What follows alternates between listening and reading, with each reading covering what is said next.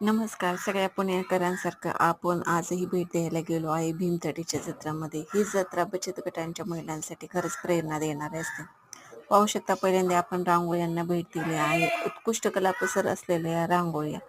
त्यानंतर पाहिलं तर बरेचसे स्टॉल लागलेले होते. बऱ्याच स्त्रियांनी पिठं, तांदूळ वगैरे विकायला आणलेले होते. आणि काही कलाकुसरीच्या वस्तूही होत्या. हाताने केलेले खूप छान छान पॉट वगैरेही विकायला होते. खूप सुंदर सुंदर असे हे पॉट पाहिल्यावरती काही घेऊ आणि काही नको असं झालं. शेणापासून बनवलेल्या वस्तू पाहताय तुम्ही, किती सुंदर आहेत ना.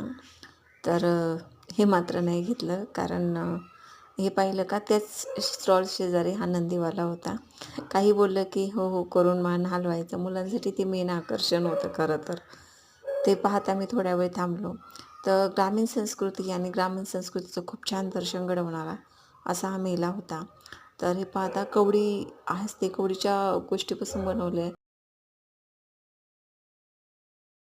कवडीपासून बनवलेल्या बऱ्याचशा वस्तू दिसत होत्या आणि काही आर्ट आणि क्राफ्टशी रिलेटेड होतं. या ठिकाणी सुगंधी अगरबत्ती वगैरे होते, कापूरदानी होती, एक घेतली. थोड्याशा अगरबत्त्याही घेतल्या आणि हे पाहू शकता बांबूपासून बनवलेल्या वस्तू, डायऱ्या वगैरे होत्या, ब्रश होते, कंगवे होते. त्यातली एक वस्तू घेतली. इथं लोणची पापड होती, मध होता विकायला, तो मध घेतला. आणि या ठिकाणी थोडंसं लोणचं होतं, तर ते अवॉइडच केलं. त्याच्यानंतर पिठं होती थोडी.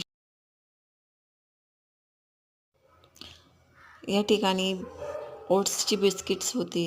काही ठिकाणी खूप छान असा खवा होता विकायला. पेढे होते, तेही घेतले. तिळाची चिक्की होती इथं, तीही घेतली. मस्त होती एकदम आणि दिसतही चांगली होती.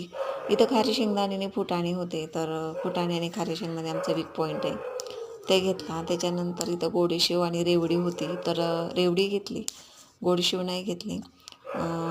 पुढं पाहू शकता तुम्ही की थोडेसे चकलीचे वगैरे स्टॉल लागलेले होते तळणाऱ्या पदार्थांचे, तर ते नाही घेतले.